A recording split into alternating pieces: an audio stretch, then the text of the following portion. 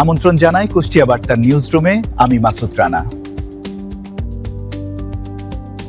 আজ 25শে বৈশাখ 1433, 8ই মে 2026, বিশ্বকবি রবীন্দ্রনাথ ঠাকুরের 165তম জন্মবার্ষিকী।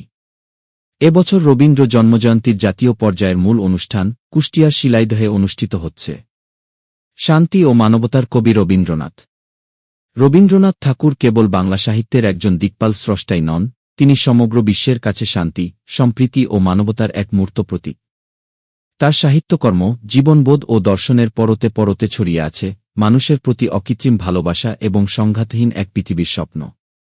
আমরা এখন চলে যাব কুষ্টিয়া বার্তার ক্যামেরায় রুবেল হোসেন এর সাথে শিলাইদহ কুঠিবাড়ি। আজি হতে শতবর্ষ পরে কে তুমি পড়িছ বসি আমার কবিতা খানি কৌতূহল করে। আজি হতে শতবর্ষ পরে, আজি নব বসন্তে প্রভাতের আনন্দের মাত্র ভাগ। আজিকার কোন ফুল বিহঙ্গের কোন গান, আজিকার কোন রক্তরা অনুরাগে সিক্ত করি পারিব না পাঠাইতে তোমাদের করে। আজি হতে শতবর্ষ পরে, তবু তুমি একবার খুলিয়া দক্ষিণদ্বার বসি বাতায়নি, সুদূর দিগন্তে চাহি কল্পনায় অবগাহী। ভেবে দেখো মনে একদিন শতবর্ষ আগে চঞ্চল পুলক রাশি কোন স্বর্গ হতে বাসি নিখিলের মর্মে আসি লাগে।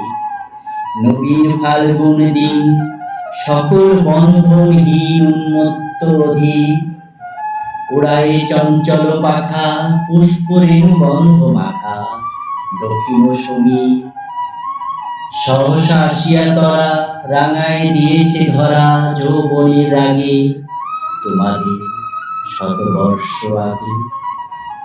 সেদিন উতলা প্রাণী হৃদয় মগ্ন গানে কবিয়েতে জাগে, কত কথা পুষ্প প্রায় বিকশি তুলিতে চায় কত অনুরাগে। একদিন শতবর্ষ আগে, আজি হতে শতবর্ষ পরে এখনো করিছে গান সে কোন নতুন কবি তোমাদের ঘরে। আজিকার বসন্তে আনন্দ অভিবাদন পাঠায় দিলাম তার করে। আমার বসন্ত গান তোমার বসন্ত দিনে ধ্বনিত হোক ক্ষণতরে। হৃদয় স্পন্দনে তব ভ্রমর গুঞ্জনে নবপল্লব মর্মরে।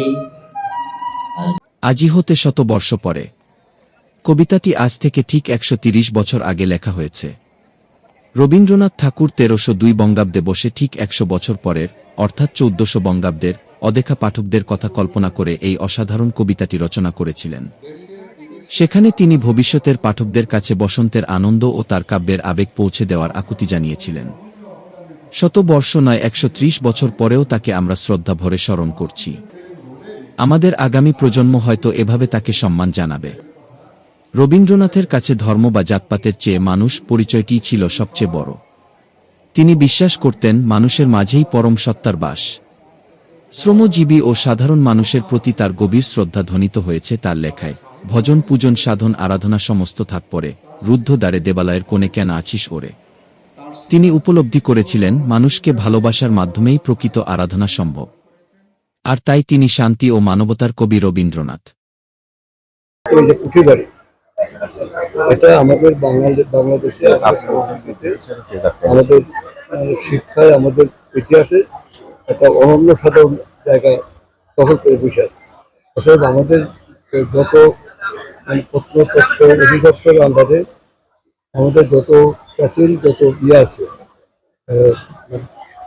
দর্শনীয় জায়গা, বিভিন্ন পাহাড় এবং সমতলে যে সমস্ত নৃতাত্ত্বিক গোষ্ঠী আছে, বিভিন্ন জাতি সত্তার বিভিন্ন ধর্মের যে নিদর্শনগুলো আছে, বাঘের একটা খান জানালির মাদার, সাজাল্লের মাদার, তারপরে লালন ফকিরের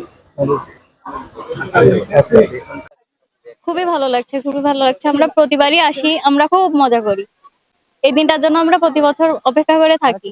সব থেকে যে সাহিত্যকর্মের শ্রেষ্ঠ উপহার সেটা তো এখান থেকেই আমরা পেয়েছি।